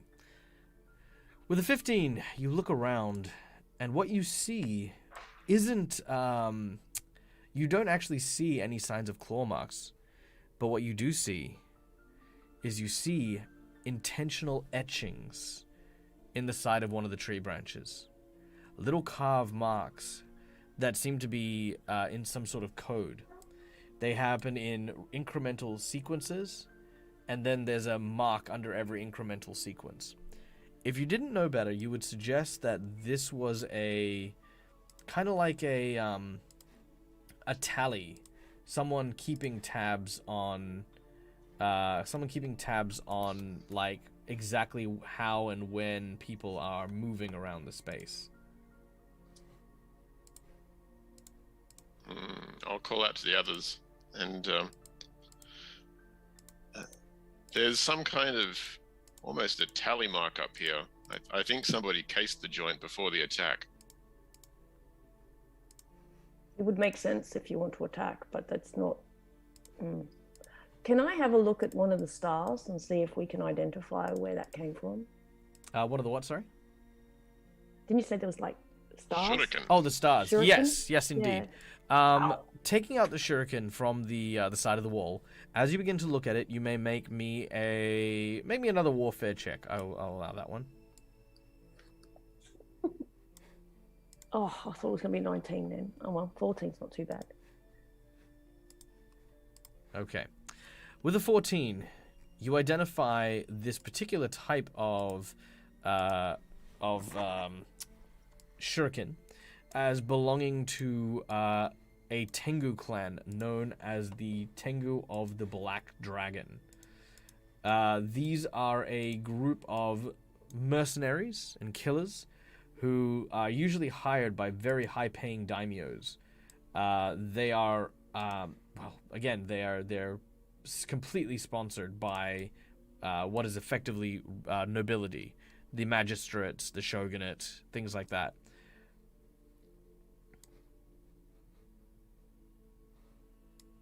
Good killers, well-trained killers for the highest bidder, so to speak. Yes, they are shinobi, as the name would indicate. Yep. So even if we can pin who this is, that does not help us find the person who wanted the attack. Magistrate son, do you know who they might be working for? My father, if he knows about anything, he never really brought it up to his sons. I'm a magistrate in training. There's still some secrets that I don't know.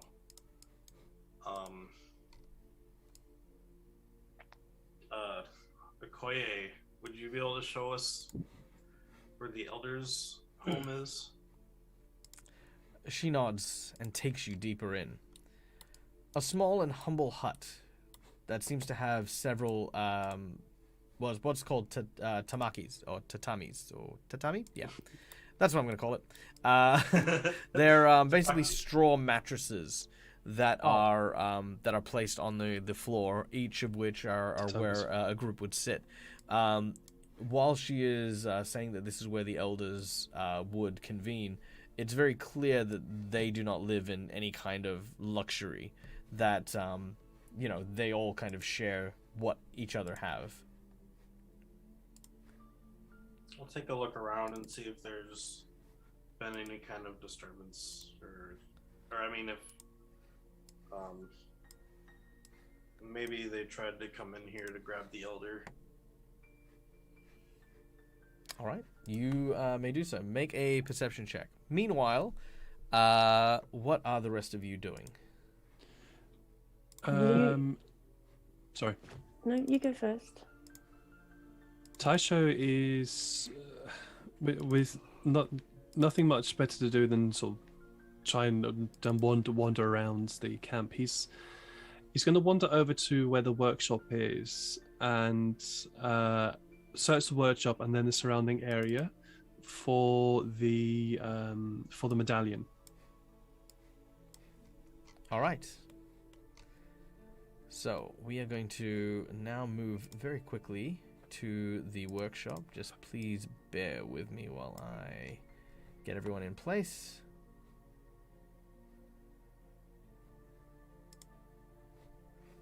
All right. So we have the injured Koga, Tamaki,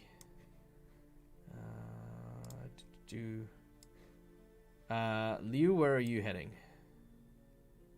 Liu was going to continue to patrol the perimeter, seeing if you can pick up any more signs in the trees around the outside. Okay, and Hatsune, where are you heading? Well, I was going to go searching for the medallion, but maybe the best thing to do was walk around with Bo and use his nose to see if we could figure out which way they came in from the smell. Yeah, okay, not a problem. And Taisho?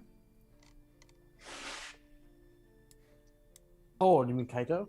No, Taisho. Oh, Taisho. Oh, okay. Taisho's gone to the workshop. Ah, yes, of course. And Yeah, that's why I was confused. Like, sorry, my apologies. Yes, and Kaito, then where are you? He's pretty much just wordlessly, just kind of following Koga or I forgot her actual first. Okoye. Okoye. Yeah. Yeah. Yeah. Okoye. All right. Which Yeah. also and Okoye Wood is was following. following Okoye has just shown Tamaki to the elders' cabin. All right. Yeah. Excellent. Which means I can now share this. Boop. Oh, Oop, there we go. All right. Wow. Okay. Now, as our heroes make their way searching through the area, I would like Hatsune and Liu to make perception checks. I will also make a perception check for Bo. Oh, Bo smells honey. Ooh, I didn't do very well. You smell also- honey. You also smell honey. Yep. It's coming from over here. Oh, off we go. It's interesting from a burned area. No. Well, they just meant the huts, not Smoky not flavour. the surrounding. Yeah, exactly. Yeah. All right. Smoked honey. Liu, you smell some strawberries over here. I don't know. Yeah, Read it for that. yes, you don't notice anything of It importance. smells Strawberries are useless to me without the daiquiri. Okay. Inside the hut, Tamaki, you begin to search around. I need you to make me a perception check, and Kaito, unless there's something you would like to be doing, you may also make a perception check to also help look. Yeah. He's just trying to stay on alert and try to distract himself from the tragedy. yeah. All right. 25. Cool. Now Koga is also going to attempt to do so, although she has been healed, so she is no longer stupefied. Awesome. Oh yeah. So she's not going to take massive penalties anymore, which she was. That being said, okay. All right. Tamaki, as you look around, you can actually see what looks to be a burnt, charred hand remaining in the rubble. It seems to have clutched onto something, clenching it tightly. Does it resemble The thing Koga at inside all? the hand? No, I'm looking at the Oh, the hand body, itself? not- Yeah. Yep, Does it resemble like a werewolf hand or it does. okay. It is crushed under some rubble. I'm going to point it out to both Kaito and Okaye. Okoye gasps. She catches her breath. Brother. He I'll was walk over. Oh, he was the strongest of us. All right. I'm sorry. I'll go. Kaito, just be alert, just in case. I'm gonna go over and see what's in his hand. Oh, it's literally right next to you. Oh, okay. Remember, sorry. you were searching and you found it. Yeah, gotcha. So yeah, I'll take the note out and look at Ooh, it. I didn't say it was a note. Oh, Don't put words in my mouth, He was Neil. clutching an object. whatever. the Yeah. object is Oh, in now his he's hand. clutching bees, Neil. That's what's now happened. Not the bees. Bees! There you go. Not Bees the in your bees. face. No. Bo will be wonder there in we- a minute. Yeah, No wonder and- we smelled honey. Yeah, exactly. And no one can say it wasn't foreshadowed. No. My bad. As I go you to open his hand. as you pry open the very rigid hand claw of the of this werewolf, you find a scrap of cloth clutched in the hand of this particular werewolf. As you take it and examine it, you notice something. It has the same mark as your family crest. I drop it, and I just stand up.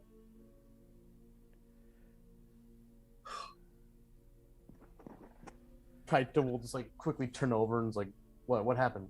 Like thinking that you got hurt or something. I kind of just walk away from the note, and Do you conceal it? Because it's like on the The floor. one note No, I don't. I'm turns just back leaving into a it note there. again. It's just on the floor. He just kind of walks God damn it, I can't click myself again. Oh, sorry. Hang on. No, I got you. There you go. Sorry. I have to figure out how to just unlock that. But yeah, Alright. carry on. I just kind of walk past Kaito. Just kind of sit on the ground. Like, I'd fall to the ground. Like, what the?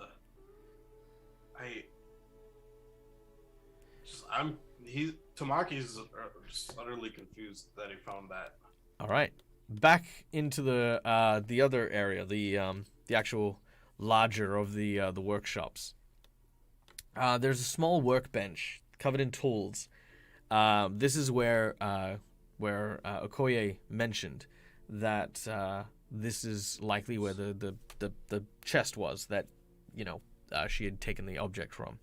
And sure enough, you can see the chest that she describes. The lock is broken open, and the contents strewn about the floor, most of which have been burnt. You look around, and I need you to make me a perception check. Okay. There we go. Very nice. Okay.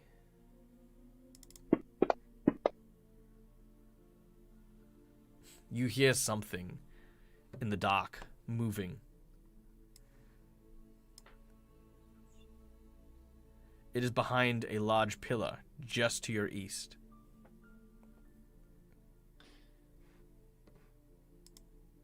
Did you even think about the possibility of something still being here? Taisho is not one to play games. So he's not one to play games. So he's simply going to draw his sword and yell out, "Do the honorable thing and show yourself."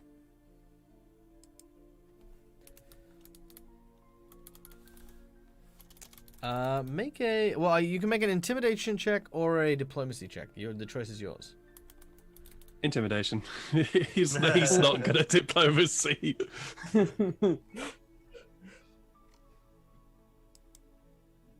Oh, come on. Oh yeah. The individual that is there steps out, and you see in front of you a Tengu dressed in black garbs. Upon their chest is what looks to be a dragon coiled around what looks to be an eclipsed sun. The Tengu looks at you with these piercing red eyes. Huh. Assassin. Yeah, I thought as much. No honorable spine in you.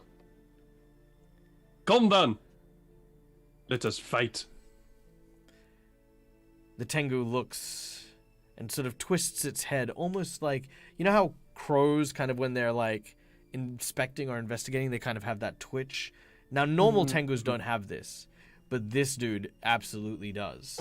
There is almost something inherently wrong. And as this happens, the Tengu opens its mouth and spits something at you. It is a long, 3-inch long needle. Ooh. And we are going to leave the game here as we return next week as our lovely Taisho battles it out with a Tengu ninja. All right, so thank you very much, everyone. Guys, we are a little bit over time, so I'm gonna make this super quick here. Ladies and gentlemen, first of all, thank you so much to our lovely audience members for coming and joining us today. Thank you to, of course, our sponsors, Hero Forge, for the wonderful tokens, by the way. And this token here, in fact, this entire section of the adventure comes courtesy of Calindria for that 100,000 channel point donation. Guys, this is the important thing. When you donate to my channel, whether it's through money, whether it's through channel points, I make sure your money is worth it. So this whole encounter actually came from that. So everything that was made here today was made live. The Tengus, the stats for them, Okoye, her stats, the Hero Forge minis, everything done live, thanks to how easy it is to use. Fantasy Grounds, which is the VTT of choice, Sirenscape, which is our beautiful sounds, and Hero Forge for the artworks that just make everything just so much more spectacular. Guys, we are going to do our quick memorable moments, and then we're going to sign out with a big reveal to everyone for a few things. So, yeah, stick around. Hatsune, go. Memorable moment for today, please. I'd have to be Bo. I love Bo. Bo is so awesome. Attacking the others while I wasn't actually physically watching, and just so easily taking out Taisho with their little tussle. Yeah, it has to be Bo. That was kind of, it was unfortunate for Taisho, but it was very cool. I did like that. I love that he came back for round 2 as well, and that was kind of interesting. All right, Liu, what was your memorable moment for today? Tamaki discovering his father's crest. That was cool. that has so much plot hook territory. It's awesome. Yeah, absolutely. I think that was. I also think that was pretty cool. Kaito, memorable moment. I mean, mine's probably kind of more of a meta sense because I just think it's so cool how you're able just to literally construct all of that just off of like, oh, we have a boss fight, so here's an entire like side quest story that's like really interesting and engaging and like really gonna shape the future of the camp. Like I feel like this has a lot of impact that's gonna be, changing a lot for like it's kind of cool. I like that. Well, thank you. I appreciate it. Pretty much the only prompt I had was werewolf. Yeah, I think it was, what was it? It was like, let's see, a young lichen could just be attacking the players because of the smells, and it had very little control. That was the prompt that I got. And I was like, okay, let's make this cool. Let's make this interesting. Because a boss battle is not just some stats I throw at you. It has to have a thing. Like, why is she here? What is she doing? So I'm glad that you guys, got into the story as well. Taisho? I've had there's two favorite moments in particular. One was just getting absolutely battered by Bo. Love that, absolutely love that. But the one that really sort of stuck out for me was the conversation that sparked from Taisho's comment about the strong praying / taking over the weak. And the conversation that spawned from that, I really enjoyed that. Yeah, no, that was really cool. I did quite like the inherent nature of how that kind of came about with, especially how strong Okoye was, and how it was a very cowardly attack, and it really was reflected when you saw the Tengu later and did the same thing as well. So that was very cool. I fully approve. That was awesome. Tamaki.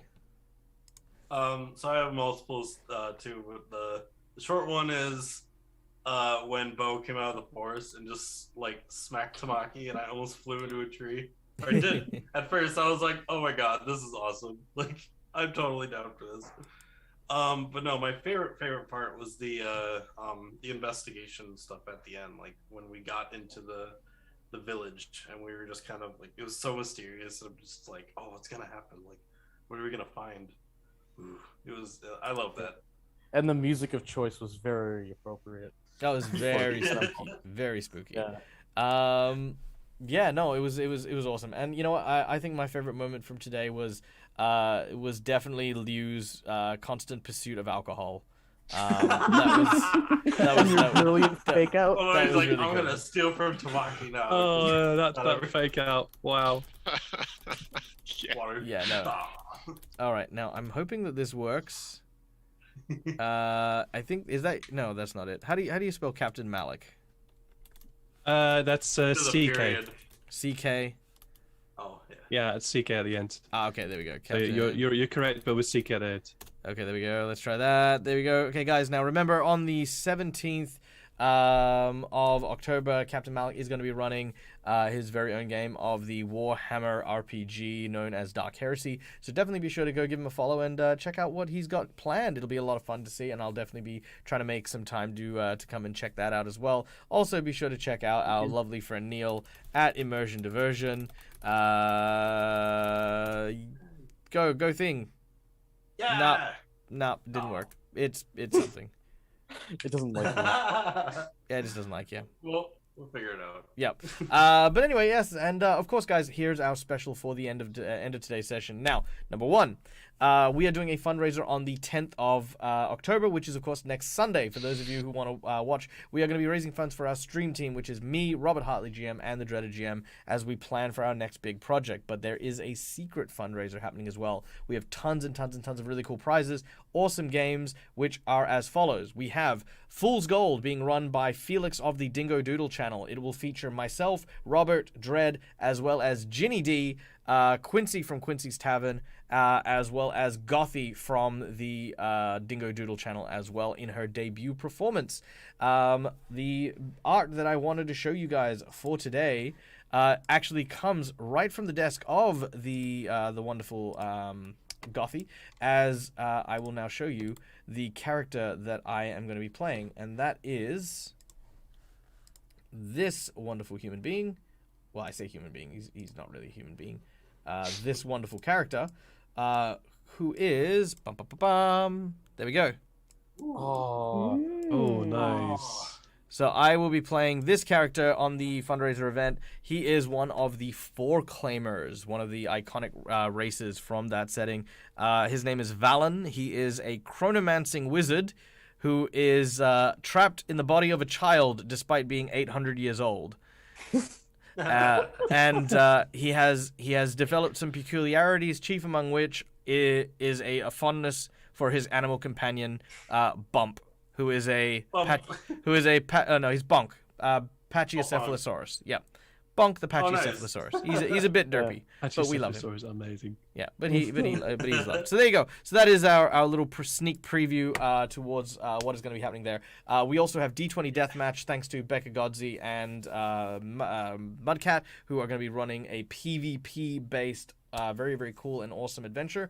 So we're going to be doing that. And last but not least, we are going to be doing a Beast World adventure where we all play anthropomorphized animals, and I will be playing a drunken monk, but it's going to be not a drunken monk. It's going to be a sloth who has studied sleeping Lohan, which is a style of martial art based on trying to fall asleep.